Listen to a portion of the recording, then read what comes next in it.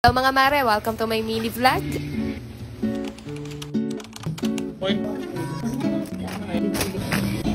Nag-grocery kami ngayong araw, kaya eto at hinahanda ko lang muna yung mga gamit ng batang maliit na dadalhin ko. Eto at binaunan ko lang siya ng gatas para hindi na siya dumedi sa akin sa labas. Kaya talaga nitong na-order ko na lagayan ng gatas dahil namang magnet na yung scoop niya dun sa may takip. Meron na rin siyang scraper dun sa may bandang gilid, tapos airtight na rin siya. Meron pa yung mas malaking size mga mare, kaya kung bet nyo rin, ilalagay ko na lang din yung link sa comment section. At kapag umaalis kami, etong bag na to lang palagi talaga yung dala-dala namin. Sobrang dami na kasi talagang mailalagay dyan, tapos napakarami niya rin mga compartments sa loob. Kung bet nyo rin yan, ilalagay ko na lang din yung link sa comment section. Dito nga mga mare at hindi ko napansin na may sira pala tong damit na naisuot ko. Pero okay na din yan. Ang importante naman maganda pa rin tayo.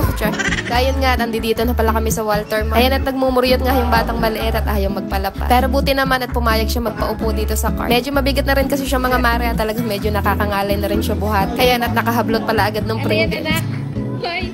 Hi. What's that? Talagang feel na feel pa niya yung paghawak sa Pringles mga mare at ayaw niya talaga bitawan. Tuwing kinsenas at katapusan talaga kami nag-grocery pero napag-desisyon na namin ngayon na mamili na ng pang isang buwan. Sobrang init kasi ngayon lumabas mga mare at talaga namang para kang sinisilaban sa labas. Kaya eto nga at napag-desisyon na namin na mamili na lang ng pang isang buwan para next month na lang uli kami lalabas. Tingnan nyo naman tong batang maliit at parang matanda lang din na namimili ng mga bibilhin. Pag may nadadaanan siya, dampot lang siya ng dampot pero binabalik naman niya ulit. Pagkatapos naman niya maibalik, pinapalakpakan niyo yung sarili niya at ibig sabihin nun kailangan mo siya sabihan ng good job. Napakakulit na rin talaga ng batang to pero buti na lang at cute pa siya kaya natatawa na lang kami.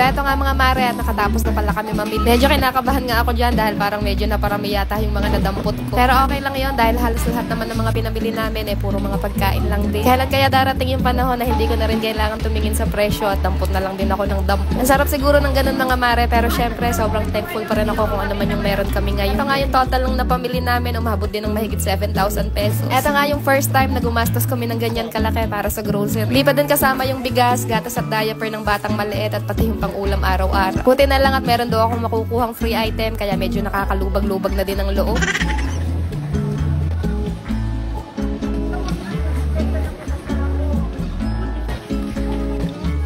Eto at nakakuha pala kami ng personal mini blender kaya paano mga mare, ayun lang muna ulit for today.